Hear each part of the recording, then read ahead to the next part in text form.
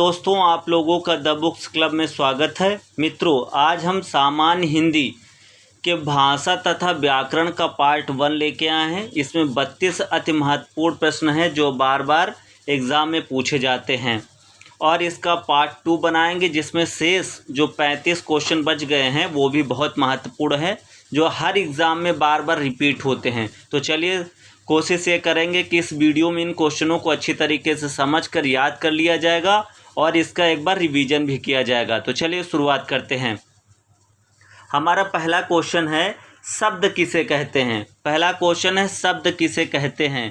तो एक या एक से अधिक सार्थक वर्ण क्या है, शब्द कहलाते हैं।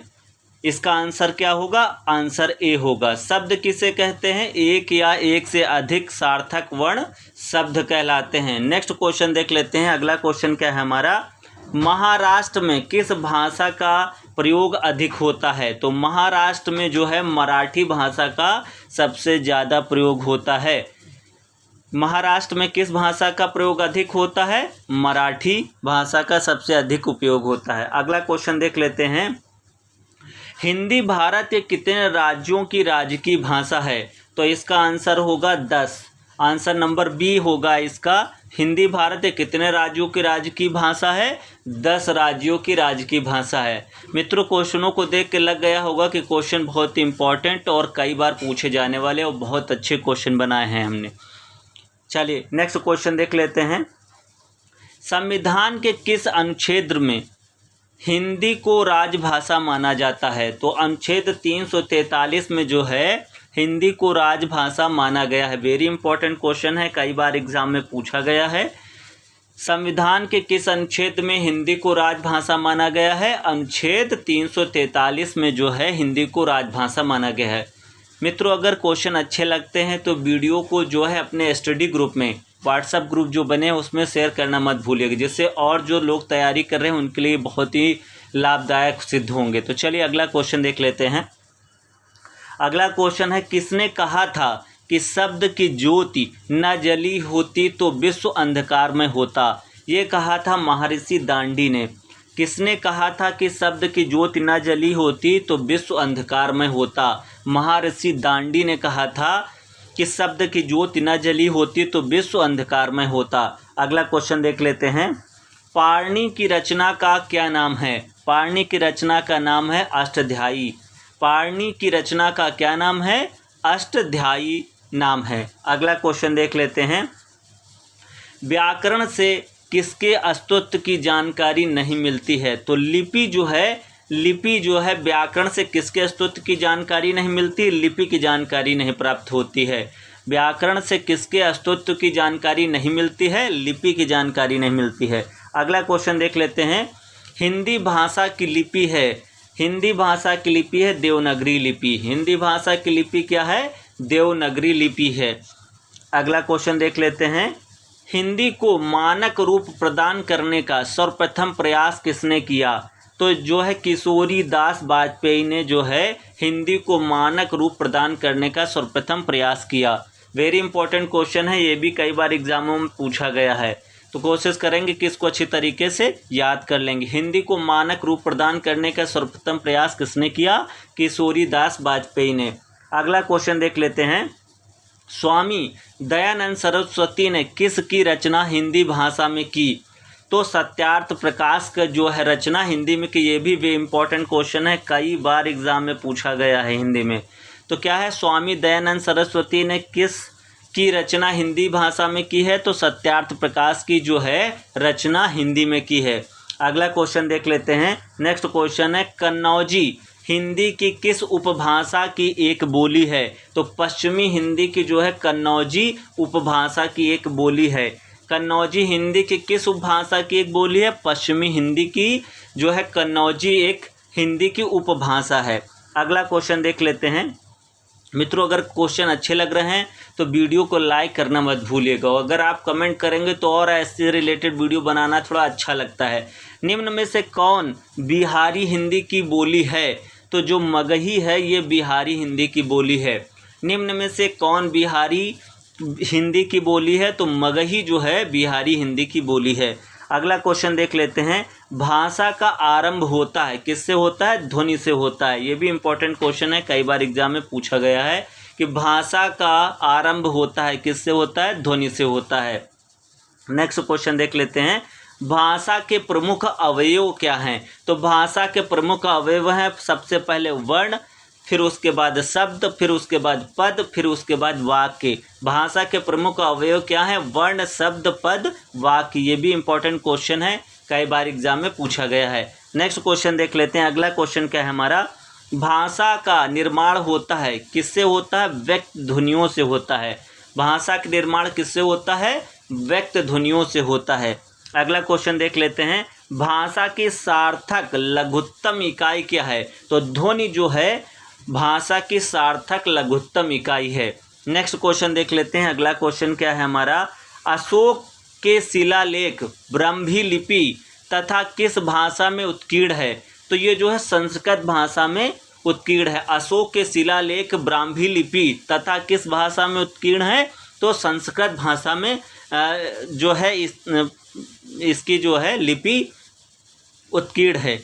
इसमें थोड़ा सा असमंजस की स्थिति है, इस क्वेश्चन को एक बार जरूर देख लेते हैं फिर से थोड़ा सा, क्योंकि अशोक के शिलालेख ब्राह्मी लिपि तथा किस भाषा में उत्कीर्ण है, इस क्वेश्चन को एक बार रिपीट करके देख लेते हैं। नंबर 1 संस्कृत, नंबर 2 पाली, नंबर 3 प्राकृत और नंबर 4 हिंदी। इसमें थोड़ा सा कन्फ्यूजन लग रहा है, इसका लग रहा है शायद आंसर होगा प्राकृत। एक बार इसको देख लेते हैं, अशोक के शिलालेख ब्राह्मी लिपि तथा किस भाषा में उत्कीर्ण है? तो जो है पाली में है। किस में है?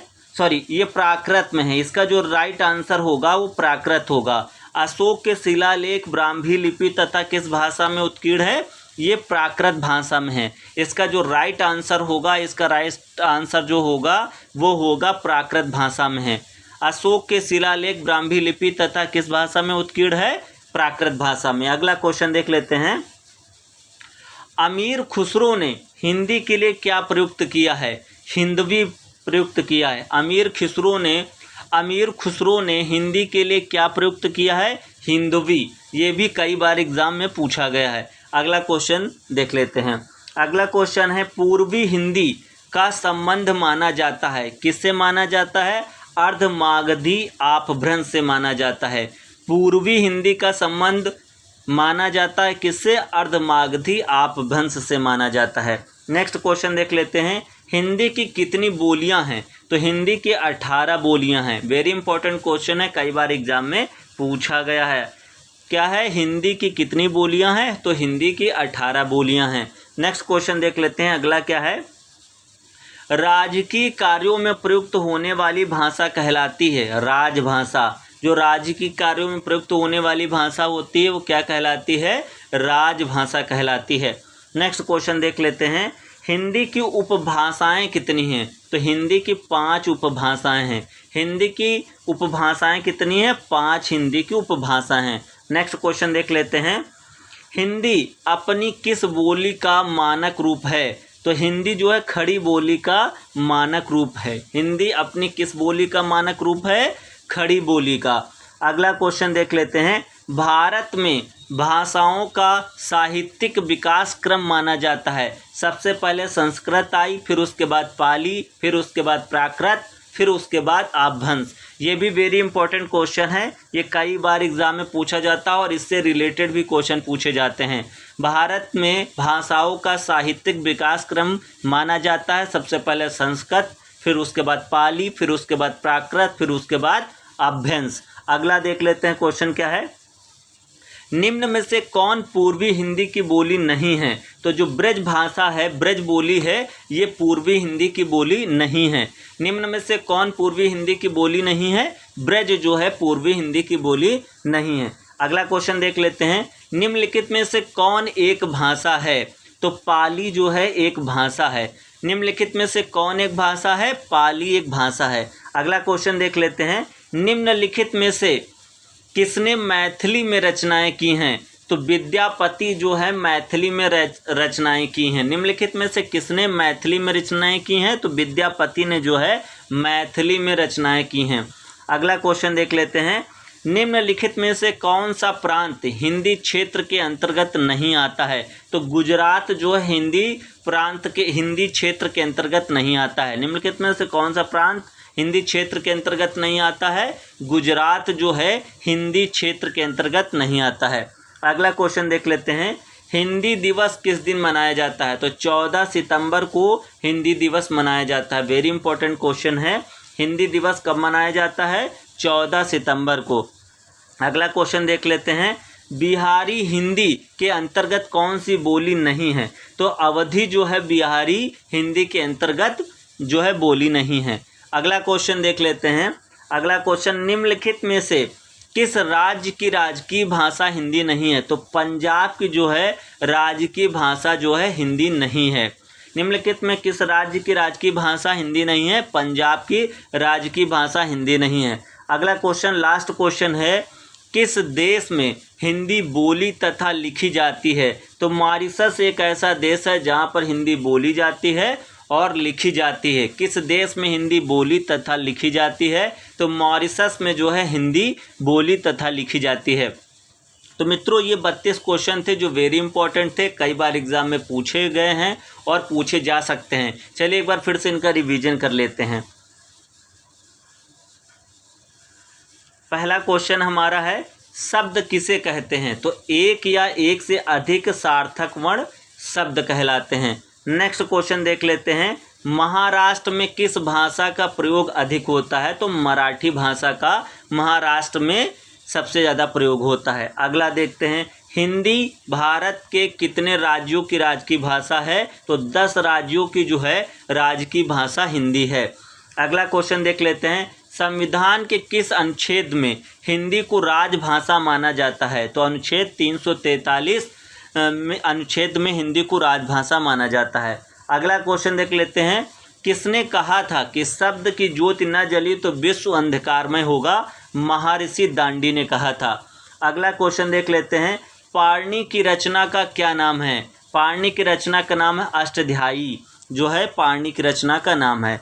अगला क्वेश्चन देख लेते हैं, व्याकरण से किसके अस्तित्व की जानकारी नहीं मिलती है? तो लिपि की जानकारी नहीं मिलती है। अगला क्वेश्चन देख लेते हैं, हिंदी भाषा की लिपि क्या है? देवनागरी है। अगला क्वेश्चन देख लेते हैं, हिंदी को मानक रूप प्रदान करने का सर्वप्रथम प्रयास किसने किया? तो केशोरीदास वाजपेयी ने जो है हिंदी को मानक रूप प्रदान करने का सर्वप्रथम प्रयास किया। अगला क्वेश्चन है, स्वामी दयानंद सरस्वती ने किसकी रचना हिंदी भाषा में की? तो सत्यार्थ प्रकाश की जो है रचना हिंदी में की। अगला क्वेश्चन है, कन्नौजी हिंदी की किस उपभाषा की एक बोली है? तो पश्चिमी हिंदी की कन्नौजी जो है उपभाषा की एक बोली है। अगला क्वेश्चन देख लेते हैं, निम्न में से कौन बिहारी हिंदी की बोली है?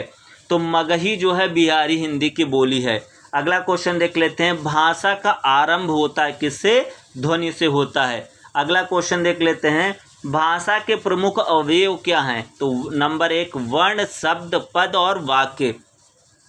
अगला क्वेश्चन है, भाषा का निर्माण होता है किससे होता है? व्यक्त ध्वनियों से होता है।